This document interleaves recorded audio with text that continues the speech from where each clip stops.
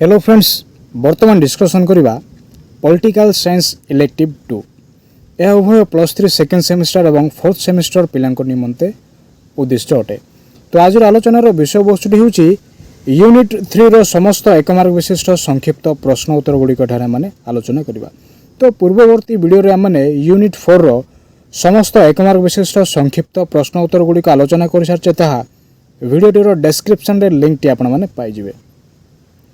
Video को आरंभ करने पूर्व जो मैंने वर्तमान पर्यंत चैनल टी को सब्सक्राइब करना सब्सक्राइब करनी बेल आइकन टी को प्रेस कर दिंतु जाफल आगामी वीडियोर नोटिफिकेशन गुड़िक सर्वप्रथम आपण मान निकट में पहुँची पार।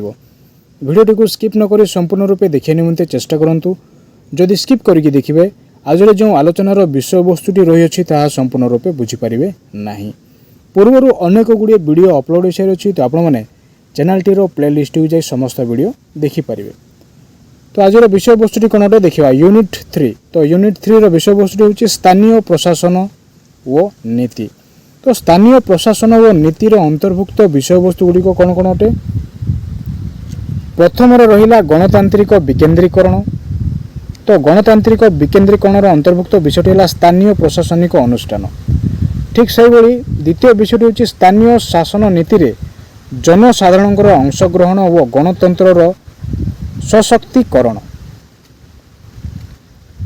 प्रश्नटी कौन अटे देखा फिल इन द ब्लैंक्स शून्यस्थान पूरण कर। तो प्रत्येक प्रश्नर मूल्य केते अटे 1 मार्क विशिष्ट अटे। तो प्रश्नटी कौन अटे प्रश्नटी हूँ प्रथम प्रश्नटी है in the government level the administrative power which has transferred for upper level to lower level is known as dash process.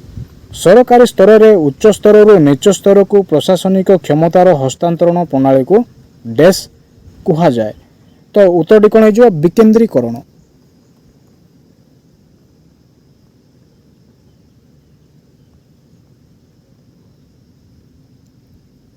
सरकारी स्तर में उच्च स्तर रु नीच स्तर को प्रशासनिक क्षमतार हस्तांतरण प्रणाली को डैश कहा जाए ना विकेन्द्रीकरण कहा जाए।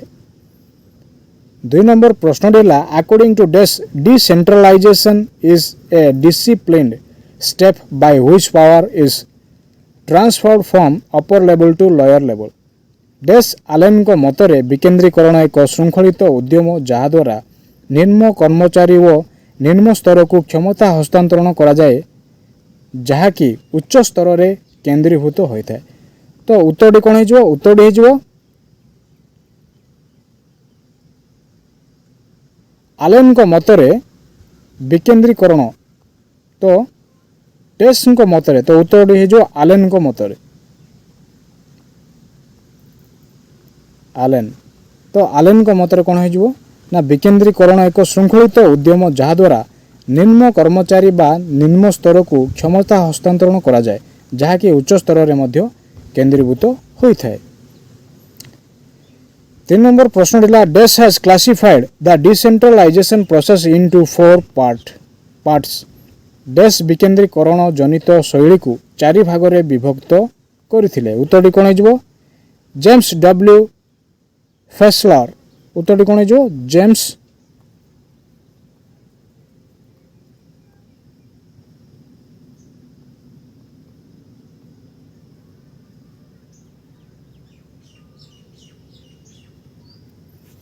जेम्स डब्ल्यू फेस्लर कौन करथिले विकेन्द्रीकरण जनित शैली को 4 भाग में विभक्त करथिले। 4 नंबर प्रश्नटी कौन dash type of ruling system has given importance to political decentralization. Dash धरणर शासन व्यवस्था राजनैतिक विकेन्द्रीकरण को प्राधान्य दिया जाई थाए। तो उत्तरटी कौन हो उत्तरटी हो गणतांत्रिक।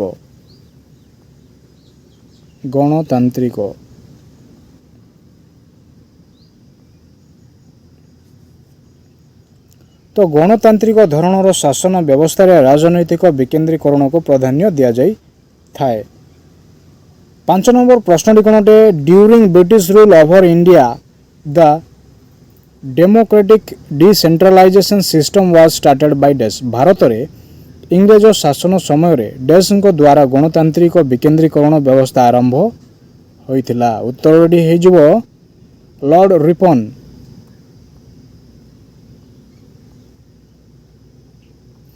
तो लॉर्ड रिपन को द्वारा भारत रे इंग्रज शासन समय गणतांत्रिक विकेंद्रीकरण व्यवस्था आरंभ होता क्या द्वारा ना लॉर्ड रिपन को द्वारा। 6 नंबर प्रश्न दिला dash committee of India had prepared the 3 tier panchayat raj system for democratic decentralization. तो प्रश्न डेटा मैंने कौन लिखिले ना dash committee of India has prepared to 3 tier panchayat raj समिति फॉर डेमोक्रेटिक डिसेंट्रलाइजेशन। भारत रे डेस कमिटी गणतांत्रिक विकेंद्रीकरण निमंते एक त्रिस्तरीय पंचायत राज व्यवस्थार रूपरेख निर्णय करथिले। तो उत्तरटी कौन हो उत्तरटी हो बलवंत राय मेहटा। बलवंत राय मेहटा।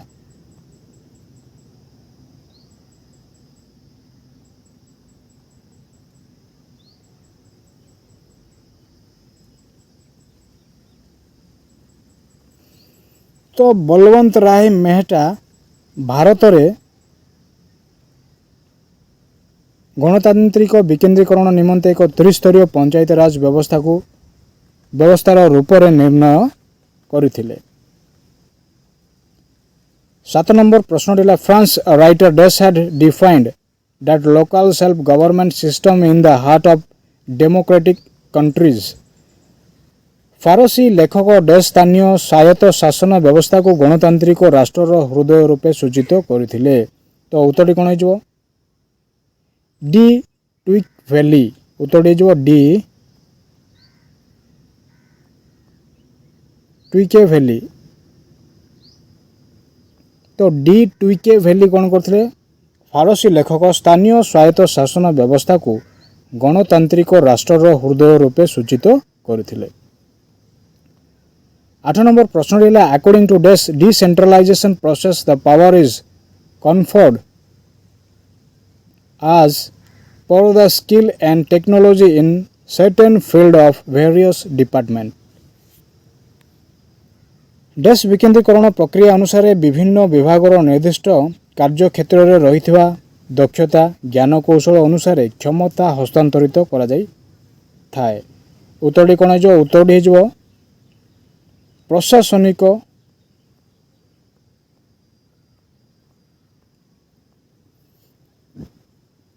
प्रशासनिक विकेंद्रीकरण प्रक्रिया माध्यम रे विभिन्न विभागर निर्दिष्ट कार्य क्षेत्र में रही दक्षता ज्ञान कौशल अनुसार क्षमता हस्तांतरित करा जाई थाए।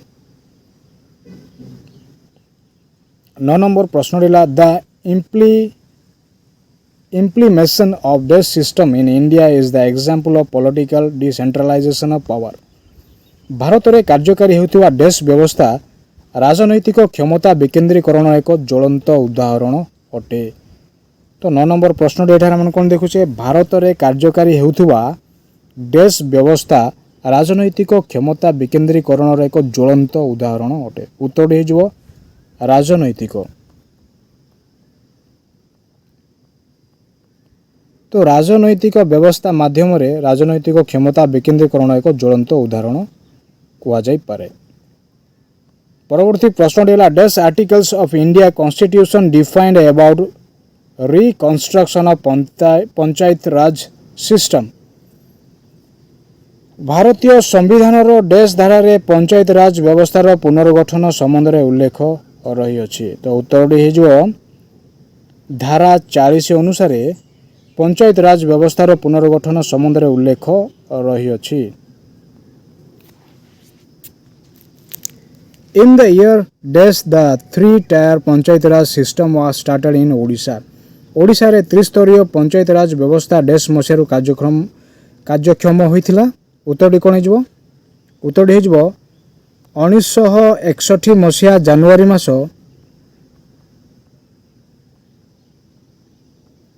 मास 26 तारिख। तो ओडिशा रे त्रिस्तरीय पंचायत राज व्यवस्था 1961 मसीहा जनवरी मास 26 तारिख रु कार्यक्षम होइथिला। This amendment of Indian Constitution has related with rural local self government। भारतीय संविधान रो देश संशोधन ग्रामांचल स्वायत्त शासन संस्था संबंधी अटे।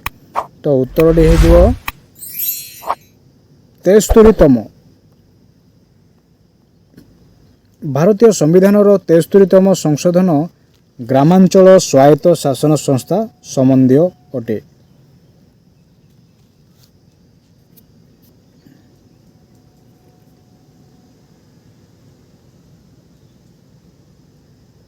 तेरह नंबर प्रश्न कौन अटे dash amendment of India constitution has related with urban local self government.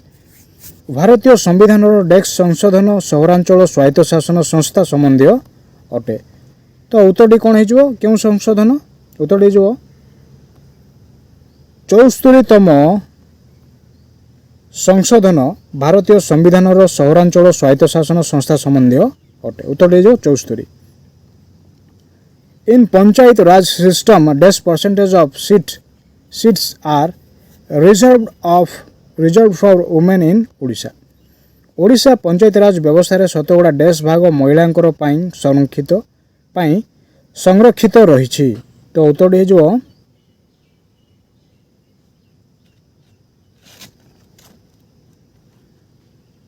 50 भाग व 50%।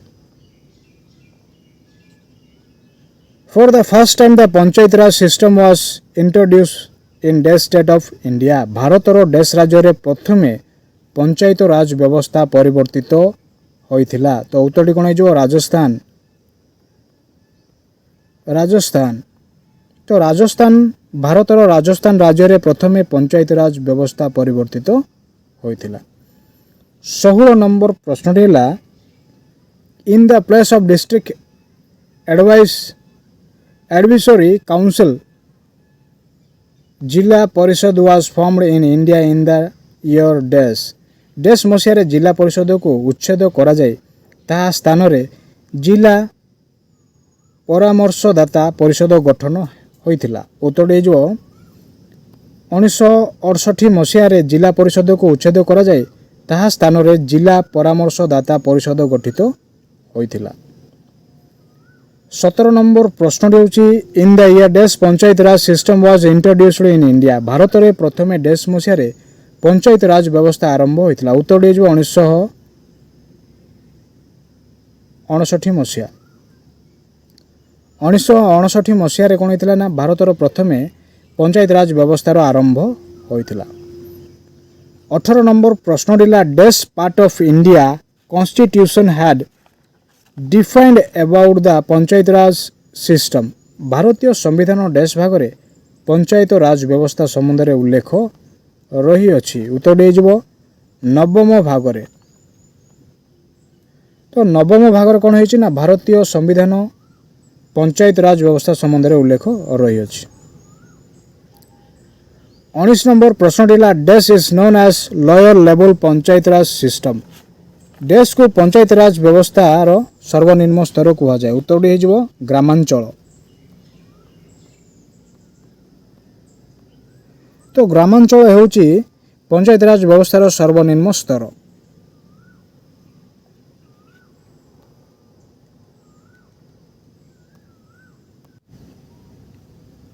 कोड़े नंबर प्रश्न कौन अटे 20 नंबर प्रश्न dash is known as middle level of panchayat raj system.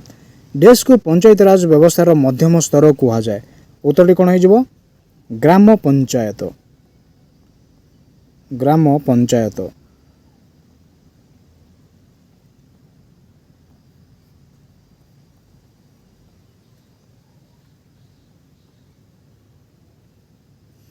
तो ग्राम पंचायत को पंचायत राज व्यवस्थार मध्यम स्तर कह जाए। Dash is known as apex level of panchayat raj system. Dash को पंचायत राज व्यवस्थार सर्वोच्च स्तर कह जाए। तो 21 नंबर प्रश्न कौन देखिले ना डैश को पंचायत राज व्यवस्थार सर्वोच्च स्तर कह जाए। उत्तर हो जिला परिषद।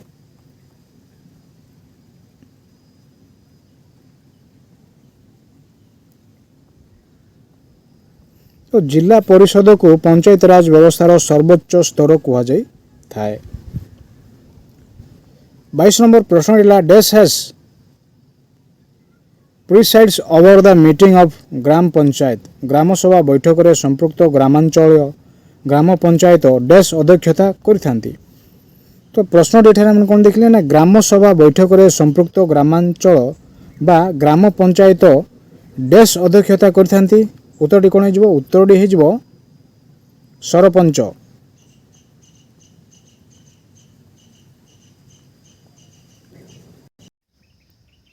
23 नंबर प्रश्न है in dash AD local self institution was established in India. भारत में डैश ख्रीष्टाब्द में स्वायत्त शासन संस्था प्रतिष्ठा करा जायतिला। तो उत्तरटी कौन हो उत्तरटी हो 1687 ख्रीष्टाब्द में कौन करा ना भारत में स्वायत्त शासन संस्था प्रतिष्ठा करा जायतिला। परवर्ती प्रश्न है during the British rule over India the proposal of royal commissioning बा royal commission regarding decentralization of power was published in the year dash. इंग्रेज शासन धीन भारत में डैश मसीह क्षमता विकेन्द्रीकरण संबंधित रॉयल कमिशन प्रस्ताव प्रकाश करा जायतिला। तो उत्तरटी कौन हो उत्तरटी हो 1907 मसीह इंग्रेज शासनाधीन भारत में क्षमता विकेन्द्रीकरण संबंधित रॉयल कमिशन को प्रस्ताव प्रकाश करा जायतिला प्रकाश पाइतिला। 25 नंबर प्रश्न है the entrance and activities of people at various stage of political system. राजनैतिक व्यवस्थारू विभिन्न स्तर रे व्यक्ति विशेषकर प्रवेश और क्रियाकलाप को डैश कहा जाए। तो उत्तरटी कौन हो उत्तरटी हो राजनैतिक अंशग्रहण। राजनैतिक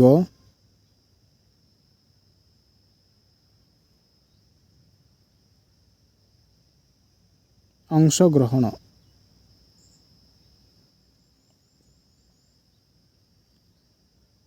26 नंबर प्रश्न है participation in election is a dash participation. निर्वाचन में अंशग्रहण करवा अंशग्रहण प्रक्रिया डैश अटे।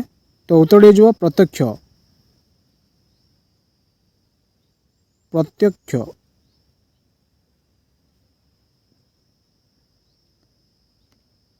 Taking leadership of particle political party is participation process. राजनैतिक दलर नेतृत्व नेवा डैश अंशग्रहण प्रक्रिया अटे। तो उत्तरटी कौन हो सक्रिय। सक्रिय अंशग्रहण प्रक्रिया अटे ना राजनैतिक दलर नेतृत्व नेवा कौन अटे ना सक्रिय अंशग्रहण प्रक्रिया अटे। 28 नंबर प्रश्न होची in the participation the people have not interested over the ruling system. जो व्यवसाय जनसाधारण माने शासन प्रति विशेष आग्रह प्रकाश न करी निरुत्साहित हो रही था ताहाकू डैश अंशग्रहण कहा जाए। ताहाकू कौन कहा जाए क्यों अंशग्रहण कहा जाए निष्क्रिय। जो व्यवस्था जनसाधारण माने शासन प्रति विशेष आग्रह प्रकाश न करी निरुत्साहित रही था ताहाकू निष्क्रिय अंशग्रहण कहा जाई थाए। परवर्ती प्रश्न है any political parties that has elected in election is known as dash participation process। कौन सी राजनैतिक दल निर्वाचन में जीतवा को डैश अंशग्रहण प्रक्रिया कहा जाए। उत्तरटी कौन हो उद्देश्यमूलक।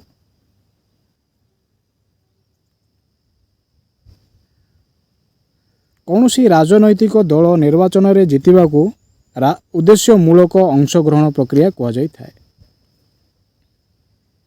30 नंबर प्रश्न होची the administrative policy which has worked out by the secretariat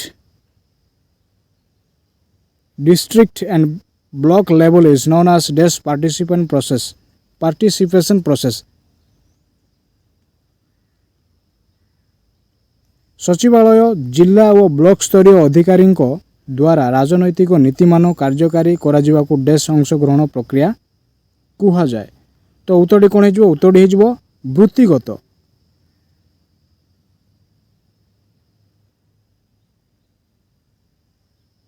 सचिवालय जिला और ब्लॉक स्तरीय अधिकारी द्वारा राजनैतिक नीतिमान कार्यकारी करा जिवाकू डैश अंशग्रहण प्रक्रिया कहा जाए। ताहाकू वृत्तिगत अंशग्रहण प्रक्रिया कहा जाए थाए। परवर्ती प्रश्न है definite people were joined in inaugural ceremony of developmental program is known as dash participation कौन से एक विकासमूलक कार्य शिलान्यास उत्सव निर्दिष्ट व्यक्ति योगदान को डेस अंशग्रहण कहुए तो उत्तर हो आलंकारिक अंशग्रहण कहुए तो उत्तर कौन हो आलंकारिक 32 नंबर प्रश्न रहा the confer the power of taking decision in individual office is known as dash. The confer the power of taking decision in individual office is known as dash. क्षेत्रीय कार्यालय निष्पत्ति नेबार क्षमता को न्यस्त करने को डेस्क कहुए तो उत्तर कौन हो उत्तर हो विकेंद्रीकरण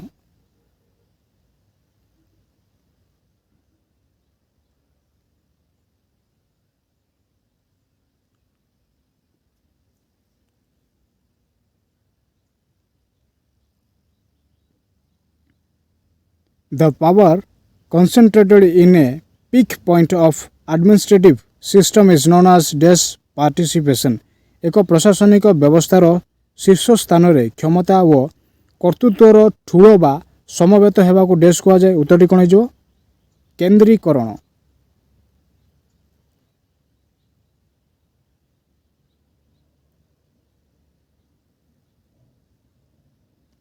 34 नंबर प्रश्न रहा dash is the other meaning of expansion dash रो अन्य अर्थ होची प्रसारण उत्तर कौन हो हस्तांतरण